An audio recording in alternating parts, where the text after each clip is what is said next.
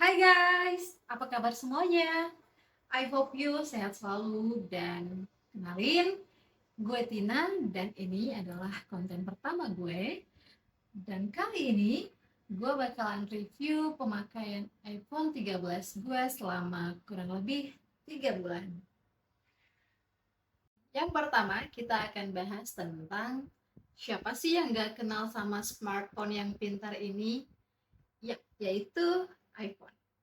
Perusahaan Apple ini memiliki nama yang unik, bukan? Dia identik dengan nama buah, yaitu Apple. Padahal Apple sendiri itu bergerak di bidang elektronik. Dan teman-teman tahu bahwa smartphone pintar ini juga sudah sangat mendunia. Dan beberapa info tentang spesifikasi handphone ini, mari kita bahas satu persatu. Nah, seperti yang tadi saya katakan bahwa iPhone 13 ini merupakan salah satu produk dari beberapa macam tipe di perusahaan Apple. Dan iPhone 13 ini gue beli 3 bulan yang lalu sekitar bulan Maret 2023. Dan sekarang bulan Juni 2023, kurang lebih 3 bulan lah ya. Nah, saat itu gue beli handphone ini seharga 14.999.000 dan kalau sekarang sih kira-kira harganya sudah turun ya di angka 12.999.000. Nah, saat itu gue beli di iBox nih. Kalau teman-teman tahu Atrium, ups, spill sedikit ya. Nah, gue beli di iBox Atrium dan saat itu ada cashback aksesoris 1.500.000 rupiah. Ya, di iPhone 13 ini memiliki dua fitur yang berbeda dari iPhone-iPhone sebelumnya. Dan yang pertama itu ialah bagian kamera di bagian belakang itu diatur dengan diagonal, bukan vertikal seperti iPhone sebelumnya. Dan yang kedua, ada notch-nya yang kini 20% lebih kecil dari iPhone sebelum-sebelumnya. Seperti teman-teman ketahui bahwa di iPhone 12 itu memiliki notch yang 20% lebih besar daripada iPhone 13. Jadi, note yang kecil ini itu yang buat gue merasa sangat suka gitu ya sama iPhone 13 ini. Kenapa?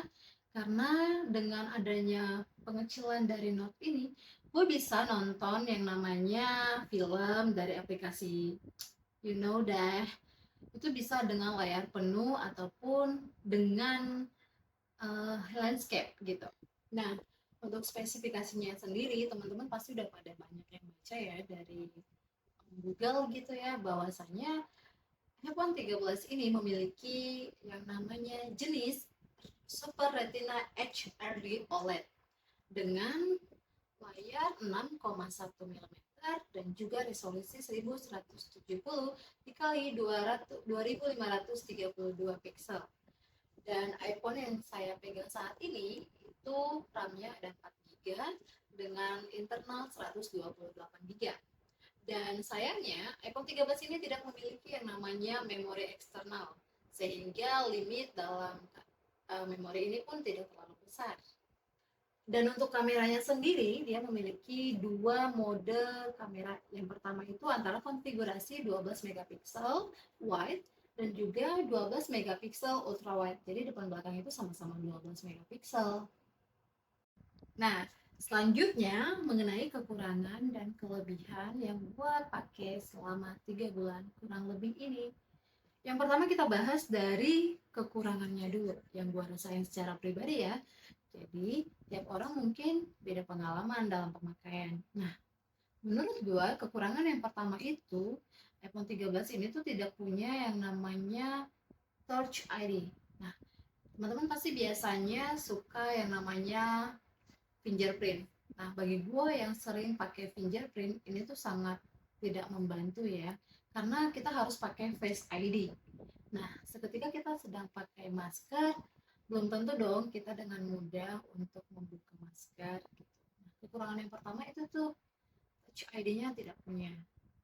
Dan kekurangan yang kedua menurut gue yaitu kapasitas baterai yang kalau dipakai secara instan itu tuh cepat habis gitu.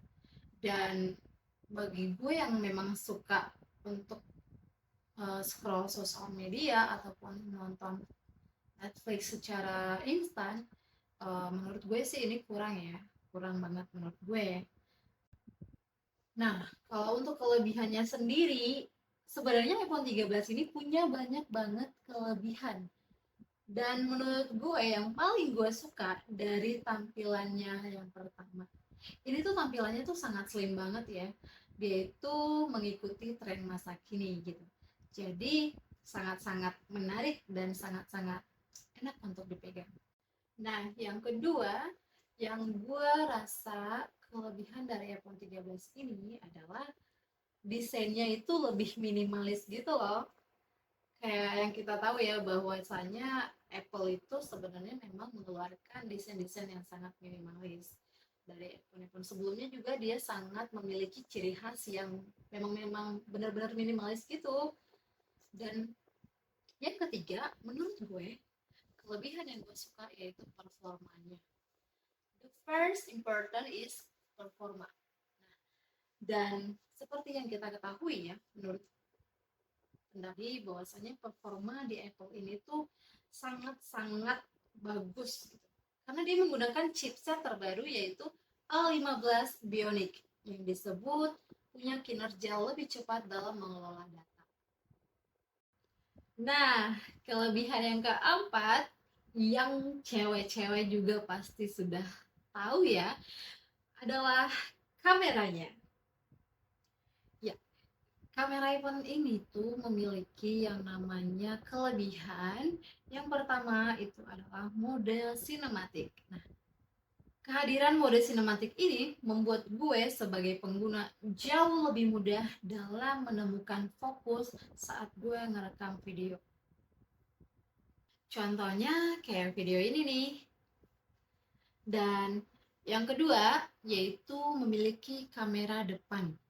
Nah, salah satu kelebihan dari iPhone 13 adalah kamera depannya yang mampu menghasilkan rekaman video dengan resolusi paling tinggi yaitu hingga 4K dengan 60 fps. Dan berkat hal inilah mode sinematik itu bisa berjalan dengan baik dan dibantu dengan beberapa teknik ada di dalam iPhone 13 ini.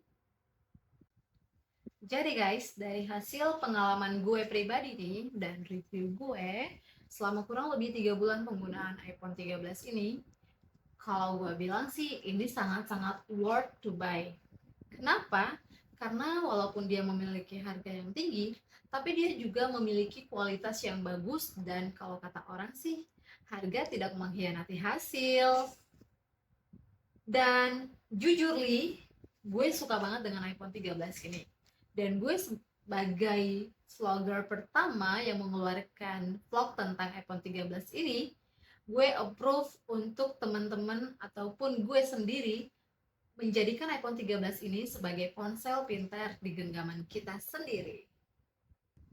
Oke guys, jadi sekian review dari gue tentang iPhone 13 ini selama kurang lebih pemakaian 3 bulan. Disclaimer ya teman-teman bahwa video ini gue buat karena hasil review pribadi gue, bukan ada unsur apapun gitu ya. Dan semoga video yang gue share untuk teman-teman ini boleh bermanfaat. Jadi boleh teman-teman untuk menjadikan pertimbangan untuk mengganti ponsel pintar ke iPhone 13. Terima kasih teman-teman, jangan lupa support selalu ya YouTube channel saya. Terima kasih, sampai jumpa. Bye-bye.